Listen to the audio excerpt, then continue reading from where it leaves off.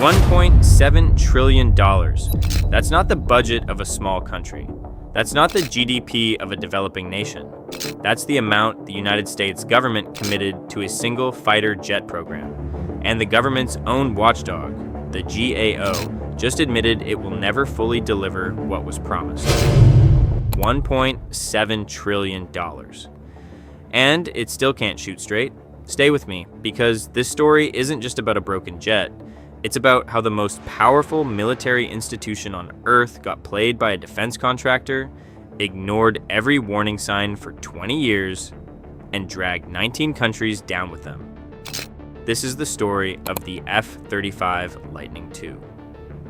And this is how it all went wrong. To understand why the F-35 exists, you have to go back to the early 1990s.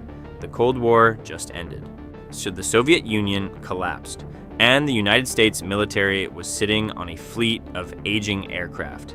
The Air Force's F-16 and A-10, the Navy's A-18, the Marine Corps' Harrier jump jet. Different aircraft, different parts, different maintenance systems, enormously expensive to keep running. The idea someone had was brilliant on paper. What if you built one jet that could do everything?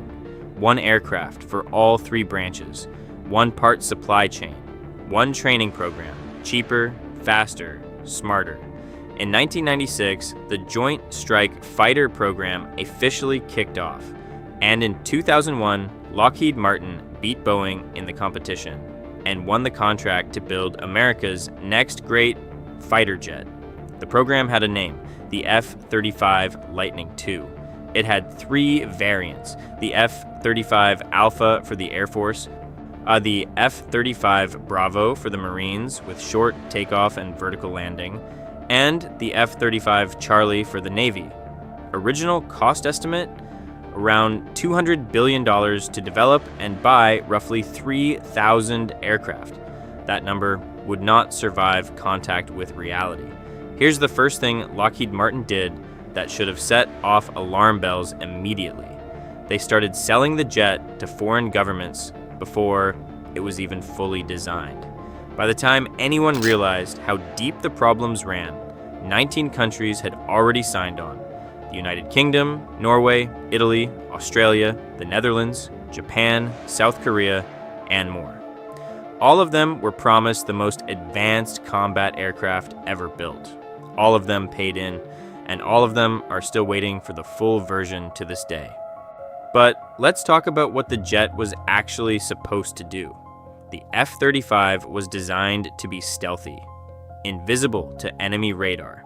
It was supposed to fly fast, carry weapons internally so radar couldn't detect them, share battlefield information in real time with ground forces and other aircraft, and replace nearly every legacy fighter in the U.S. arsenal.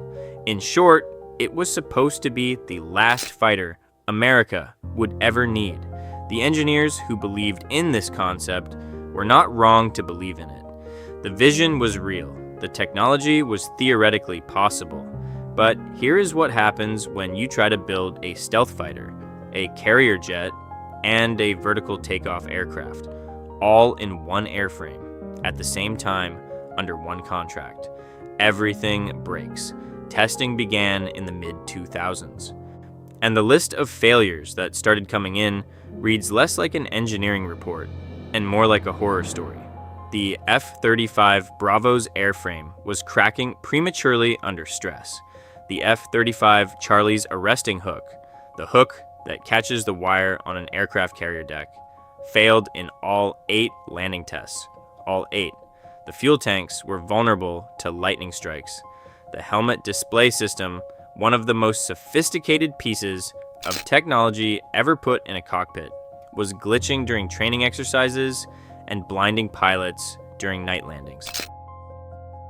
The software was a disaster. The F-35 runs on 8 million lines of code, and the system that was supposed to tie it all together, called ALIS, the Autonomic Logistics Information System, was so broken, so slow, and so unreliable that the Pentagon scrapped the entire thing in 2020 and tried to build a replacement. The replacement also ran into problems. And then there was the gun, the F-35. Alpha, the Air Force version, has a 25mm cannon built into the airframe. In 2019, testers discovered the gun could not shoot straight. It was off by a margin so significant it failed accuracy standards.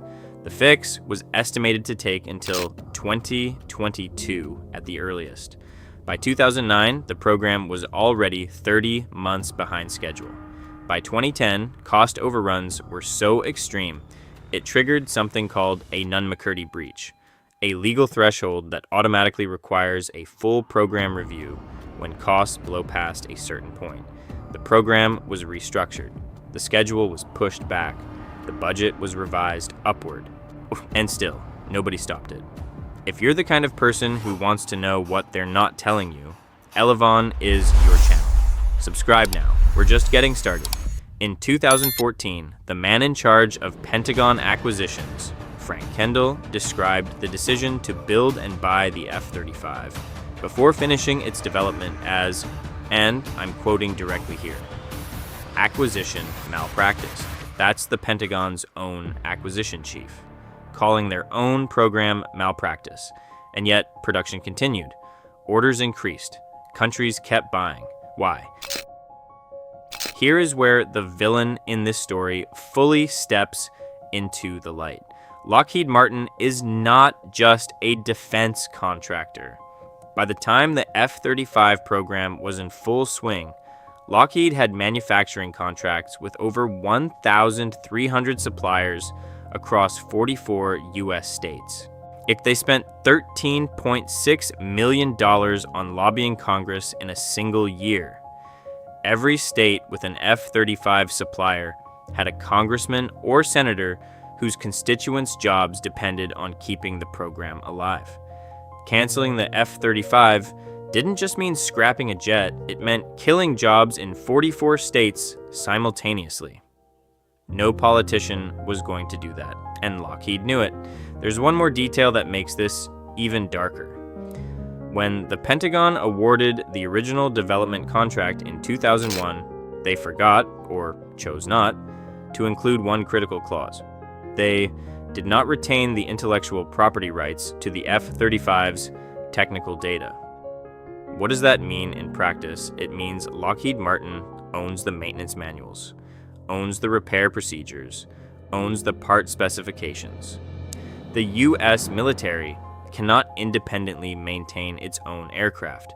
It cannot give that data to other companies for competitive bids. Lockheed Martin has an absolute monopoly on every dollar of F-35 maintenance for the next 60 years. 20 years of cost overruns. And Lockheed still controls the cash register. Now, let's talk about the numbers, because this is where the story becomes almost impossible to believe. Original program cost estimate $200 billion. Actual acquisition cost by 2021, $406 billion. Double. Total life cycle cost, meaning to build, fly, maintain, and sustain the entire fleet through to 2070. $1.7 trillion. The GAO confirmed this. That's the government's own math. Cost per aircraft? The F-35 Alpha, the cheapest variant, runs about $110 million per jet when you include all ancillary costs. The Marine Corps' F-35 Bravo comes in at $135 million. The Navy's carrier version, $117 million. Cost per flight hour in 2018, $44,000 for a single hour of flying. The program is now more than a decade behind schedule and $183 billion over its original cost estimates, according to the GAO's own assessment. And in 2023, auditors discovered a new problem. The F-35's engine generates more heat than the aircraft's cooling system can handle. The extra heat is wearing the engine down faster than designed. The estimated additional maintenance cost from this single issue alone, $38 billion. The program that was supposed to cost $200 billion now costs $1.7 trillion. That's not a cost overrun. That's a completely different program. Now, in fairness, the F-35 has actually flown in combat. And when it works, pilots say it is genuinely impressive. Israel became the first nation to use the F-35 in combat in May 2018. The Israeli Air Force used it to strike targets in Syria and Iran. And by all accounts, the aircraft performed well in those environments.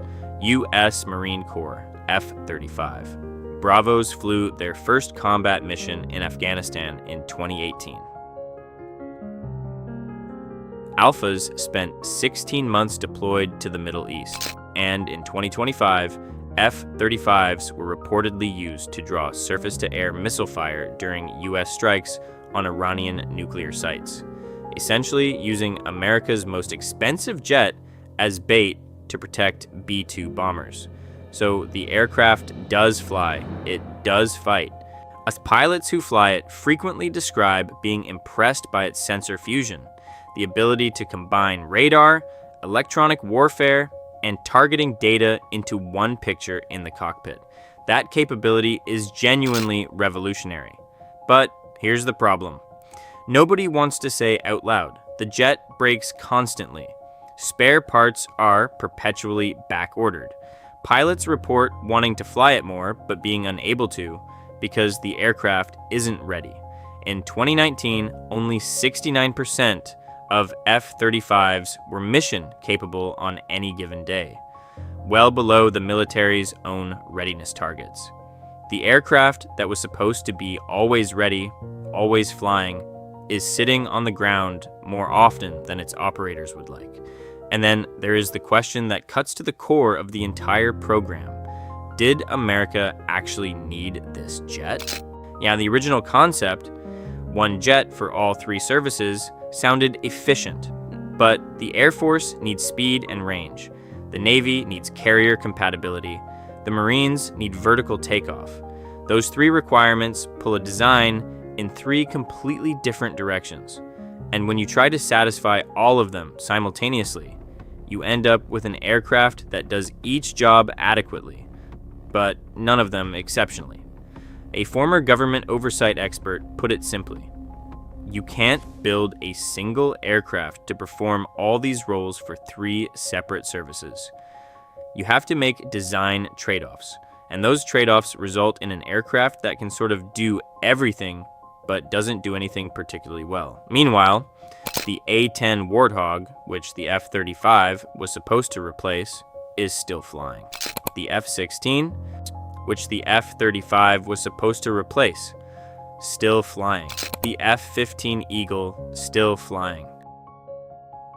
The legacy jets the F-35 was designed to retire are still in service, still doing missions, because the program that was supposed to replace them is still not fully operational after more than 20 years. So, where does that leave us today? As of right now, 19 countries are operating or receiving F-35s. The U.S. military has taken delivery of over 700 aircraft.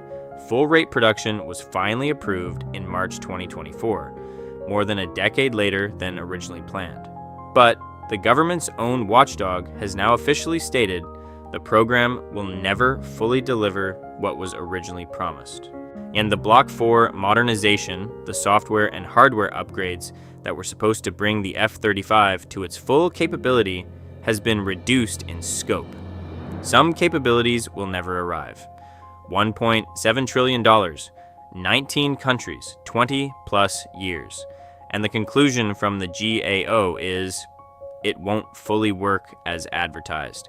Here is the truth at the center of this story. The engineers who built the F-35 were not incompetent. The pilots who fly it are not failures. The concept, a networked, stealthy, multi-role fighter, is genuinely the future of air combat. But the system that built it, the Pentagon procurement machine, the defense contractor lobbying apparatus, the political protection of jobs in 44 states, that system was never designed to deliver the best aircraft. It was designed to survive budget cycles, to protect contracts, to keep money flowing, and for 20 plus years, it did exactly that. While the jet got more expensive, fell further behind, and delivered less than promised, the money kept flowing. That is not a story about a failed fighter jet. That is a story about a system that is very, very good at failing expensively. The F-35 is not going anywhere. America is too deep in to walk away. But the next time a defense contractor stands in front of Congress and promises a revolutionary aircraft that will do everything for everyone at a fraction of the cost, remember this story. Drop a comment. Do you think the F-35 was worth it? And if you want more stories about the weapons programs the Pentagon would rather you forget, you know where to find them. This is Elevon.